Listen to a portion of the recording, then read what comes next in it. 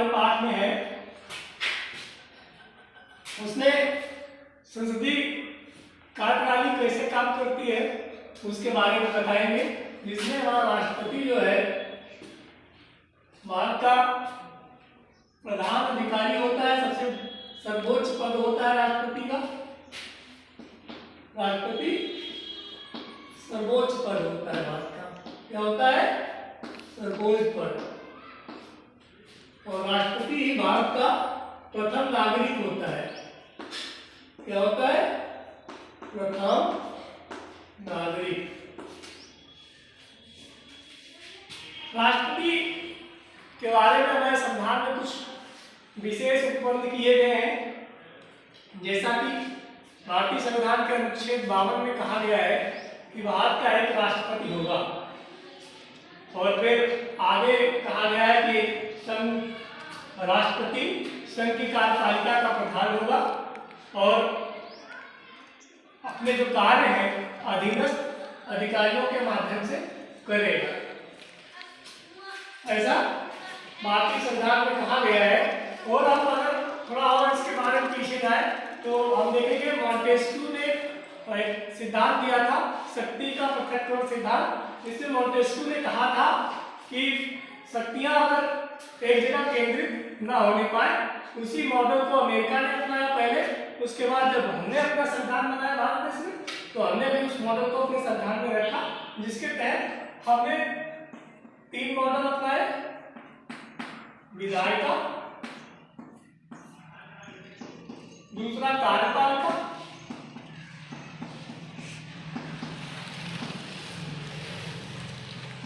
तीसरा न्यायपालिका।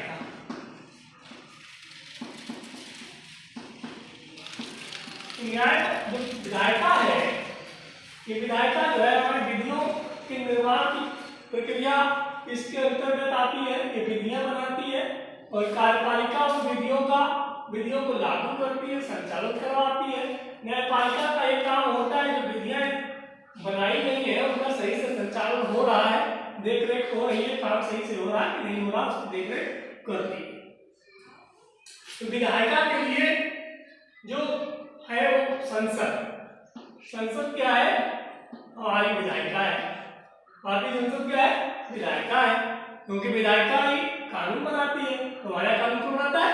संसद बनाती है। और संसद क्या है? संसद क्या है? संसद के बारे में संविधान में जगह कहा गया है, अनुच्छेद 79 में कहा गया है भारत की एक संसद होगी। क्या होगी? एक संसद होगी। और संसद में कौन कौन होंगे? संसद में होंगे राष्ट्रपति।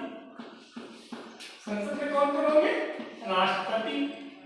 फिर दूसरा क्या कौन होगा? राज्यसभा। कौन होगा? राज्यसभा। और तथा लोकसभा। कौन? लोकसभा। ये राष्ट्रपति, राज्यसभा और लोकसभा को मिलाकर किसका गठन होता है? संसद का। ये हमारे संविधान के अनुच्छेद 79 में कहा गया है। तो राष्ट्रपति हमारी विधायिका का एक हिस्सा है, संसद का एक हिस्सा है। जो भी विधियां बनाई जाती है, विधान बनाए जाते हैं, तो दोनों सदनों से, राज्यसभा और लोकसभा, इन दोनों सदनों से विधेयक जब बहुमत के द्वारा पास होता है, उसके बाद विधेयक राष्ट्रपति के पास आता है। राष्ट्रपति उस पर जब हस्ताक्षर करता है, उसके बाद वो विधेयक पारित हो जाता है और विधि बन जाता है।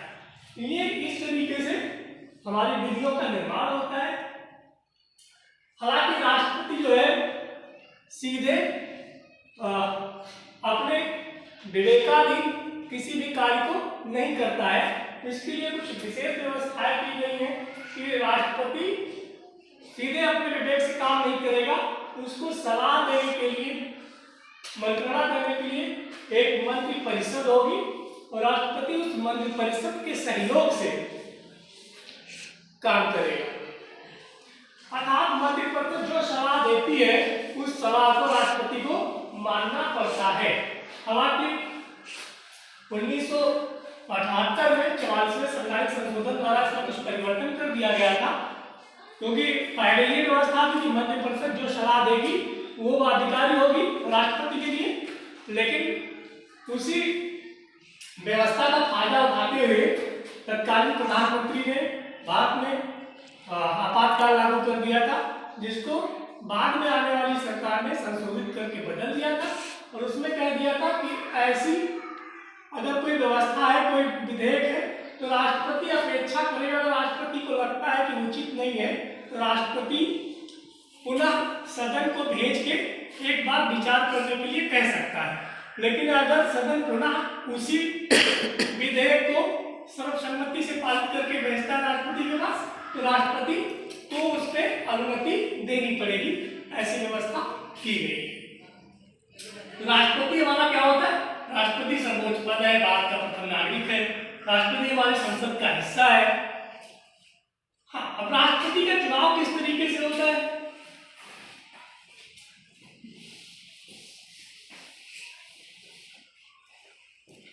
चुनाव, राष्ट्रपति का चुनाव कितना होता है?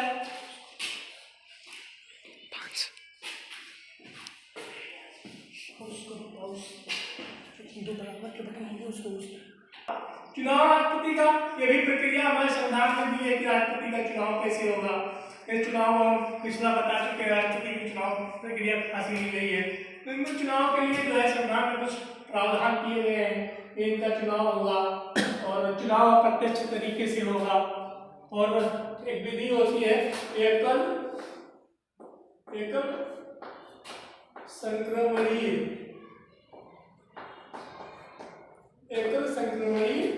के आनुपातिक प्रतिनिधित्व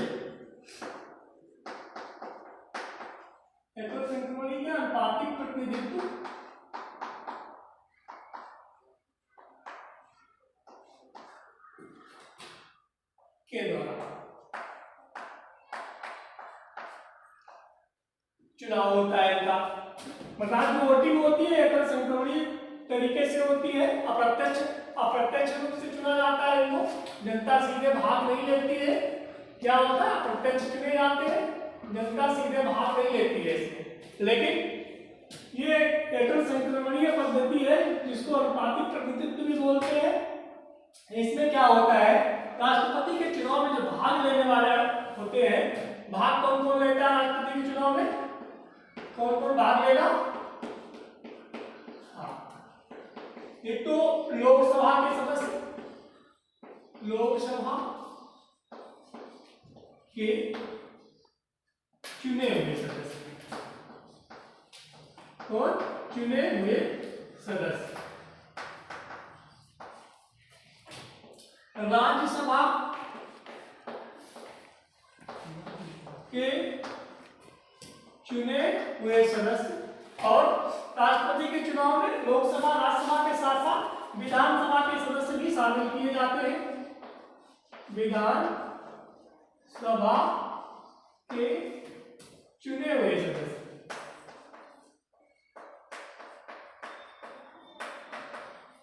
बच्चों यहां हमने एक शब्द लिखा चुने हुए सदस्य। इसका मतलब है कि हमारे संविधान में व्यवस्था थी अभी तक कि अगर राष्ट्रपति को यह लगता है कि लोकसभा में या राज्यसभा में आम समुदाय से, आम भारतीय समुदाय से अगर प्रतिनिधित्व नहीं है तो 2 सदस्यों को नामित कर सकता था, अवलोकित कर सकता था। तो 2 सदस्य वो हो गए। और राज्यसभा में क्या होता है? 12 सदस्य जो है राष्ट्रपति मनोनीत करता है। 12 सदस्य मनोनीत होते हैं, ये भाग नहीं लेंगे। ये जो 12 सदस्य हैं राष्ट्रपति वाले, ये भाग नहीं लेंगे। ये राष्ट्रपति के चुनाव में भाग नहीं लेते क्योंकि ये 12 सदस्य राष्ट्रपति के द्वारा मनोनीत किए जाते हैं। ये 12 सदस्य होते कौन है? ये 12 सदस्य जो है अपने क्षेत्र में, वो क्षेत्र कौन से है? साहित्य, कला, विज्ञान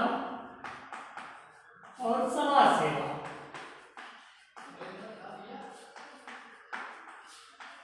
इन क्षेत्रों से आने वाले लोग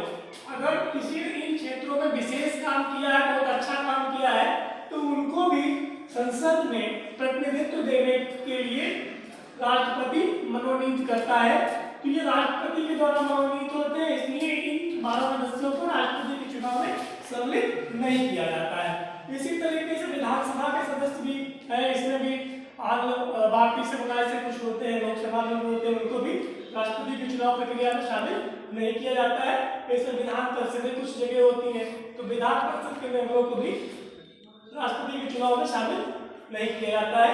अब ये सदस्य जो है राष्ट्रपति को वोट देते हैं, इन सदस्यों के वोट से राष्ट्रपति का चुनाव होता है और इन जो सदस्य हैं इनके वोट का वैल्यू भी अलग अलग होता है। जैसे विधानसभा का जो सदस्य है उसके वोट का वैल्यू उसके विधानसभा क्षेत्र की जनसंख्या कितनी है उस हिसाब से होगा, लोकसभा का होगा पूरे देश की जनसंख्या प्लस उसके उस संसदीय क्षेत्र की जनसंख्या से भाग देगा, फिर उस हिसाब से निकाला जाता है कि वोट का वैल्यू और फिर कुल वोट गिना जाता है। तो ये जो है विधानसभा के सदस्य इसमें सम्मिलित होते हैं। अगर किसी विधानसभा को भंग कर दिया गया है राष्ट्रपति के चुनाव के समय, तो उस आधार पर हम राष्ट्रपति के चुनाव को चुनौती नहीं दे सकते हैं कि किसी राज्य की विधानसभा भंग हो गई थी और वहां पे विधानसभा नहीं थी, इसलिए वो वहां के सदस्य सम्मिलित नहीं हो पाए चुनाव में। इस आधार पर हम राष्ट्रपति के चुनाव को खारिज नहीं कर सकते हैं। तो इन आधारों पर हम राष्ट्रपति को चुनाव होता है। अच्छा, अब राष्ट्रपति चुनाव लड़ने के लिए कुछ शर्तें होती हैं, वो शर्तें पूरी करनी होती है। किन शर्तों को पूरा करेंगे जो राष्ट्रपति का चुनाव होगा? राष्ट्रपति चुनाव लड़ने के लिए जो है क्या योग्यताएं होनी चाहिए? योग्यताएं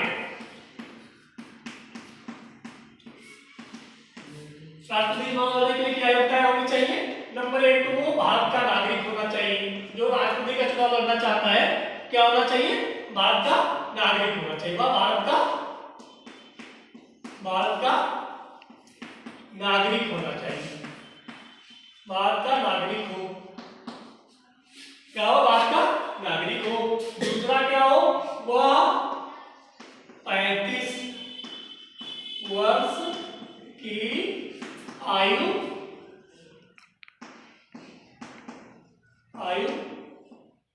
पूर्ण कर चुका हो, मतलब 35 साल का हो गया हो, पूर्ण कर चुका हो।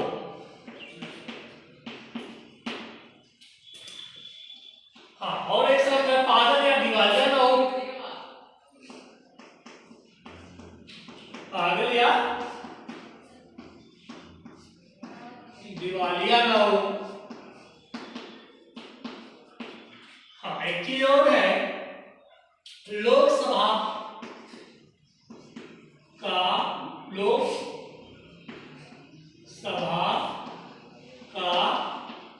सदस्य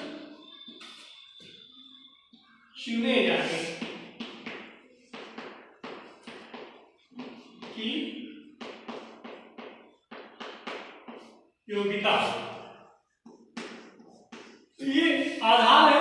अगर कोई व्यक्ति राष्ट्रपति का चुनाव लड़ना चाहता है तो क्या होगा? पहली बात तो भारत का नागरिक हो, वही चुनाव लड़ सकता है जो भारत का नागरिक होगा, जिसकी उम्र 35 वर्ष पूरी हो गई, वो चुनाव लड़ सकता है।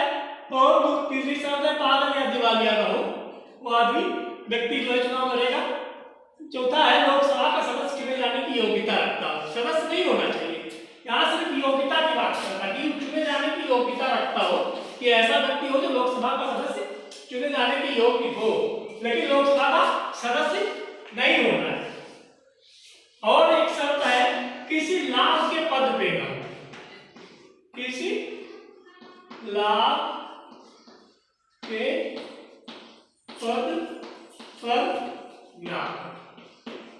अगर आप किसी लाभ के पद पे ना हो, अर्थात किसी सरकारी संगठन का कर्मचारी ना हो, और कोई ऐसा अगर कोई लाभ का पद धारित करता है तो लाभ का पद नहीं होना चाहिए। इसमें कुछ और चीजें लाभ के पद में सम्मिलित की गई है। अगर कोई व्यक्ति राष्ट्रपति रहते हुए चुनाव लड़ रहा है तो ये लाभ का पद नहीं माना जाएगा। अगर कोई व्यक्ति उपराष्ट्रपति है और राष्ट्रपति का चुनाव लड़ रहा है तो ये भी लाभ का पद नहीं माना जाएगा। अगर कोई व्यक्ति मंत्री है, केंद्र सरकार या राज्य सरकार में मंत्री है तो वो भी लाभ का पद नहीं माना जाएगा।